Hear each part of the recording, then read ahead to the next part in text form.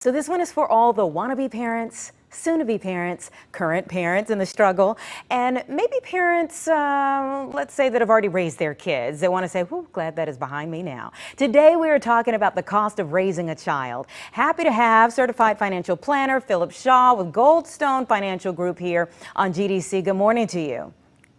Good morning to you, Anita. Thanks for having me. I'm glad that you're here. I was talking with folks on my Facebook page this morning about this, so I want to go over some of the things that they said as we're going through our conversation here. I know you've said that we may be in for a rude awakening when it comes to the cost of raising a child these days, and a new study you pointed to that shows parents will spend more than $310,000 per child from birth until age 17. I got to tell you, of all the people that I asked that question, nobody put it that high. The highest maybe was $288,000. Break that rising cost down. So there's a lot that goes into that, and it's a really important time to be focused on it, especially with the rising cost of inflation of everything going on around us. The biggest cost people are typically spending money on, it's housing. Biggest one for parents of young children, childcare. I know people that are paying as much as $400, $500 a week to have children in childcare, and that's usually a per child cost. You tack on top of that, food. You tack on top of that, sports for kids that are growing up. This starts to add up to a really big number really fast. Yeah, absolutely. Gregory here on my page said he put it at $265,000 to raise kids divided by 18 years.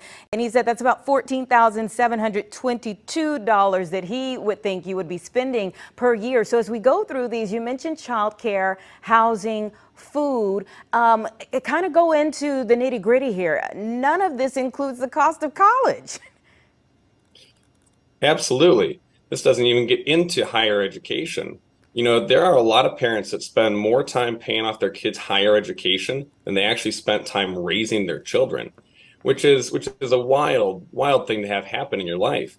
And, my biggest advice is start early when you start looking at things like college expenses. My favorite way to start saving for it is actually Roth IRAs. But the second favorite is 529 plans, the traditional college savings where you can have family members, parents, grandparents.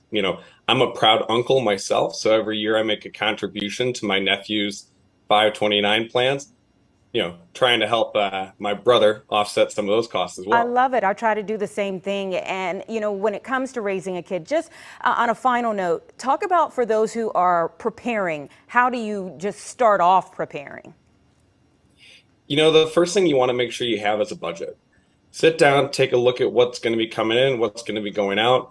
Talk to family members. See if there are going to be people around that can help take care of children. Because if you're hoping that mom and dad might be able to come and help, take care of some of the childcare costs and they're not available, that could be a major expense that you're not expecting. So first, start with the budget.